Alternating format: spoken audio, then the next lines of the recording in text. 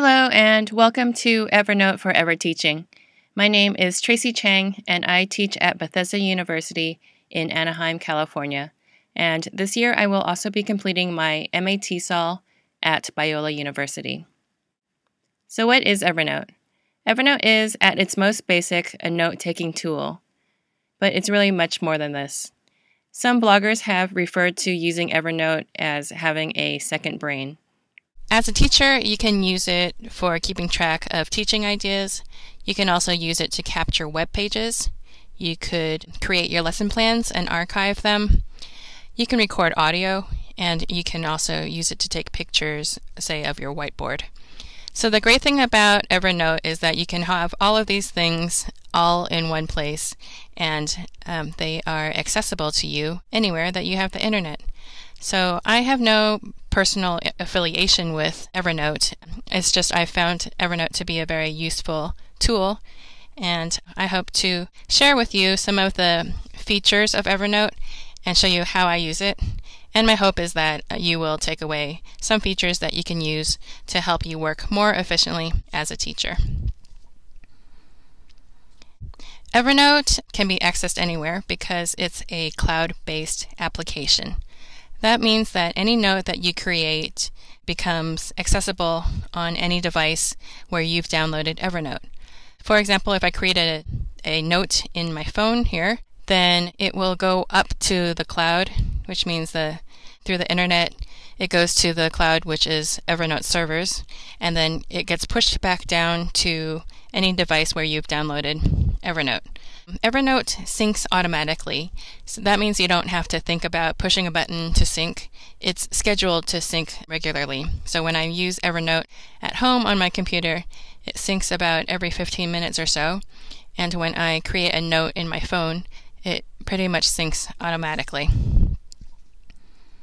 Alright, so Evernote is available for all your devices. So I'm going to take you to the Evernote homepage and show you how you can use it. So here's the Evernote homepage, evernote.com.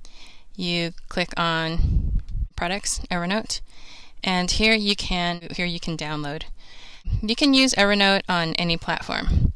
You can use it on Mac, on Windows, or the Windows 8 Touch. So for PC or for Mac, you can download an application that's specifically for your computer. When you have downloaded this application into your hard drive, it works like any other application that you have running on your computer. That means that any note that you create on Evernote is actually in your hard drive. So you can actually use Evernote without having the internet available. You can create notes when the internet's available. The only difference is that this note won't sync. So when the internet does become available, it will automatically sync again when you have Evernote open. You can also download Evernote for all of these devices, so you can use it for any major tablet or telephone. And the way that you would do this, you could just go to the App Store if you have an iPhone, or if you've got Android, you can go to the Google Play Store and download it. If you don't have internet with your phone, then you probably won't be able to use it to sync. If you try to access Evernote when you don't have internet service available, then you might be able to access just a few of the notes that you created recently, but you won't be able to access everything. Before we move on, let me show you that there's this button here. It says Get the Web Clipper. That is something that you can use in your browser. So here, this is the web clipper, but I will explain this more later. Alright, so let's open Evernote now. Okay, this is my Evernote window, and all of these are my notebooks. So each of these brown squares represents a notebook, and inside of the notebooks are notes. And these notebooks with bands around them, these represent stacks. So these are groups of notebooks that I've grouped together by categories. Alright, so you can see that I use Evernote in many areas of my life. But let's scroll down to the teaching area. Alright, so this is my stack of CATESOL online resources. I've got 2 notebooks in this stack, and it's actually one of my favorite uses of Evernote to keep track of resources that I find online, and I can keep track of other teaching ideas. Let me show you an example. So let's say that you find a website that's very useful and you want to, keep track of it. Here's this website, wingclips.com. This is a website that allows you to download videos that you could use in your classroom. The original reason this website was created, it's for pastors to use in church, but the benefit of that really is that all the videos that they've got are cleaned up for language, which is always useful in your classroom. So in the past, say I found this website and I wanted to remember it. Normally I would just go here to the bookmark, thing, and I would add a bookmark, but you see I've got a million bookmarks, and it just, you just really can't ever find anything that you're looking for. Now I have Evernote. I can just copy this URL. I can go back to Evernote, and I can create a new note. So let's say I want to call this videos for teaching, and then I want to save the link, and then I might add a note and say downloadable, cleaned up language. And then maybe I'll add some tags like grammar or speaking, and I might use those in my classes. You actually don't have to use tags. So tags are one way that you can search. Some people really like tags, but you can actually search for any word that is in your note. Evernote lets you search any word. So if I were to type downloadable here, you would find this same note again. So that's one way that Evernote is very useful, but even more powerful is the way that Evernote has the ability to clip the layout of a web page. Let me show you what I mean. All right. Let's say there's this other web page, and this is part of a page off the vocabulary.com website. It's a list of word pairs that are easily confused. So this is very useful for learners. I'm really interested in everything that's on this web page, and so I actually want to capture this whole thing. So what I can do now is I can use this web clipper. You can recognize the Evernote elephant here, and I click on it. I can choose what folder I would like it to go to, and I can choose to save the full page. If I click on Save Full Page, it starts saving. It's syncing. And if I click View, it will take me to this note. So see, it's gone up to the cloud, it's come back down, and here is my note in Evernote. And you can see I'm in Evernote now. I'm not in the web browser anymore. And this image is actually in my Evernote. But the thing that's great is it's not just a screenshot. These are actually live links. So if I were to click on these, it would take me back to the website. But I already have all this information here. It's just I can click on it if I want more information. So now that I've saved it in my Evernote, I want to add some tags so that I can find it again easily. So maybe I'll call this one, I'll use vocabulary and reading. But you can also type some words that might be useful. So I could say maybe confusing, similar words, because I know that when I go back to search for this, it's probably likely that when I search for it, those are kind of words that I will use to search for this note again. All right, so you can really think of Evernote as a filing system that you continually add to. It kind of becomes like your own personal database of information. Okay, so let me explain that Evernote is different than a free storage system like Dropbox. I'll take you back to the Evernote homepage. All right, so Evernote has a knowledge base, and let me explain to you the limits on storage. So something like Dropbox has a maximum storage of something like 5 gigabytes. And once you add a certain amount of documents and you get to 5 gigabytes, that's all unless you actually pay for more storage. With Evernote, the free account, you can upload up to 60 megabytes of data each month.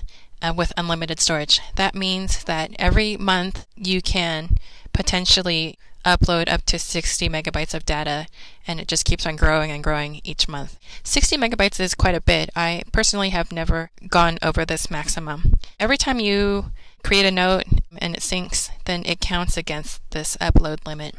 All right, let's go back to Evernote. One of the best things about Evernote is the way that you can search for anything that you've created, and you don't even have to exactly know the full file name. Let's say I want to look for icebreakers. So I'm searching for icebreakers. I've got this full list of icebreakers that I've written down to keep track of. So it's better than a traditional filing cabinet where you've got, say you've got a certain handout that you keep. You're always afraid that you're going to lose these things, or say you want to use the same item for 2 different classes, then where do you file it? So it's great because everything is always available and you can just easily search for things. For example, let's say I can remember that I was reading a blog, and this blog recommended a website for ESL that you could use for students to read, but also they would have vocabulary support built in. So I don't remember the name of this website. I can just search for, reading, website, vocabulary, and then these different notes come up, and I can just see here already, because I recognize here from this little picture that this is the note that I was looking for. Here's Noble, and this is the web page that I was planning to look at more later. Or let me give another example. I remember that my friend Joanne showed me these puppets that she was using to do a dialogue in front of her class. She only had one person, but she needed to do a dialogue, so she had these popsicle stick puppets. So I'll type in Joanne popsicle stick. Oh, and here it comes. So here is this photo that I took of these popsicle stick puppets that she was using. All I had to do was I typed in popsicle stick. I had typed in these other words because I thought these were search terms that I might use when I wanted to look for this picture again. You can see that it's better than just taking a picture on your phone, because when you've got a photo on your phone, then you just have to keep scrolling and looking for it. But this way, if you've taken this photo in Evernote, you can just easily find it. The way that I created this note was I opened the Evernote app in my telephone, and I clicked the camera function, and I took the picture directly in the app, and it created this note. Alternatively, you could also just take a picture using the camera in your phone and then import the photo into Evernote, but that's just longer, so it's much easier if you just do it directly. Another interesting thing that Evernote can do is it can actually search for words that are in a photo. So if you take a picture of anything that has a word in it, Evernote has optical character recognition technology in their image servers, and it decodes them so that you can search for these words. So for example, I was at a Starbucks and I took a picture of the word cappuccino. So I'm going to type the word cappuccino in right now. Oh, and here it comes. So this is a photo I took. It was just a photo of the wall at a Starbucks. You can see I didn't write cappuccino anywhere. Here it's just showing that it just found the word. It was able to decode it, and when I typed cappuccino in, it found it. Okay, so one other way that you can import material into your Evernote is by email. So every individual Evernote account has its own dedicated email address that you could easily save to the address book of your email, and then always have it handy whenever you want to forward any information. I find it very handy for travel. So let me give you an example. I recently was in San Diego, and so I forwarded my hotel confirmation there. So let's say San Diego. Okay, here it is. So this was the confirmation email that I just forwarded to my Evernote email address, and it's just a pretty handy way to kind of keep track of everything. All right, so I want to show you the way that I typically use Evernote. So for teaching, every time I teach a class, I like to create a new notebook. So this is a reading class that I've taught twice. This was spring semester, and you see I have another notebook for fall, this current semester. All right, so let's open it. And you can see these are all of my lesson plans. I like to create a new note for each lesson plan. I like to number according to the week. So this is 9th week Tuesday. This is 8th week Thursday. I use R for Thursday. So we're going to look at this 9th week Tuesday note. And normally there would only be one note, but I'm showing you a before and after. So I've created 2 notes to show you. This is just a really simple lesson plan here. Okay, so here is the note in my laptop. And the next day I go to work and I can print out this lesson plan. So here it is printed out on paper. And when I'm in class, I can make notes of whatever happened in class, just like any other lesson plan. But the other thing that you can do in class is you can pull up this note on your phone, and you can use it to, in your phone, you can use it to take pictures of the board if you want to. So this is a little camera button, if you can see. And if I click on that, it gives me the built-in camera in Evernote. I could take a picture of, this is something that one of my students wrote on the board. You can also record audio. After I have taken this picture and the photos are in my note now, Evernote does its cloud magic. And so here's my note right here. You can see that the photos have been added. The information goes up to the cloud, it syncs automatically, and then it comes back down and goes to all of my devices. So here is the same note. You can see it's the same note, and now it's in my laptop. So when I get home, I can then annotate it. I can add follow-up notes, so you can see I've started annotating. So let me bring you back to Evernote and show you what this looks like. Okay, so here is the after note. I could just easily, add colors and put some notes in of what happened in class. So that's very useful. But another thing that you can do is you can record audio. So you see this button here, it's a microphone. You can use it to record audio. This is something that you can also do on the phone version. So in class, you could use it to record your students, or you could maybe just record a note after class quickly if you don't have time to type something in. So I'm going to hit record right now. And one thing that's interesting is you could use it to record your lectures, perhaps. I think the maximum has to do with how much space you have left in your Evernote. I think the 60 megabytes you could record 2 hours, but then you'll have taken up your whole allotment. All right, so the other thing you can do while you're recording too is you can type at the same time. All right, let's stop this recording, and you can see this recording that I just made has saved as a WAV file at the bottom of my note. So this is that same note. It's just this recording is now at the bottom. So one other thing that you can do with Evernote is you can attach documents. Let me show you. So I have another class I teach, a writing class, and in this writing class I have a lot of handouts. So for example, this was a lesson plan where I had created some handouts. This is the worksheet, this was the answer key. So here in the file there's this attach files, and this is how I attach these Word documents. You can click on this little eye and it'll give you a preview of what, oh, here's my answer key. And this is just very useful because I can keep track of what I did in class. If I teach this class again next semester, when I go back and look over my notes, I've got everything in one place. I have my notes, I have my follow-up notes, and then I've got whatever documents that I used in class. And the plus side of this too is that you can access this note anywhere. So if you don't have your computer with you, but you have access to the internet somewhere, you can go to Evernote's website and log into the web version, and you'd be able to download these same documents again, as well as look at your notes. So it's really useful for archiving, keeping track of your teaching. And one other thing that you can do is you can share folders with other Evernote users. Actually, they don't even have to be users because they have a web version. So if you click on this button here, you can share with individuals, and it takes you to a web version that they can see every note that you have in this notebook that you've shared. You can even create a public link, and that means anyone can access it.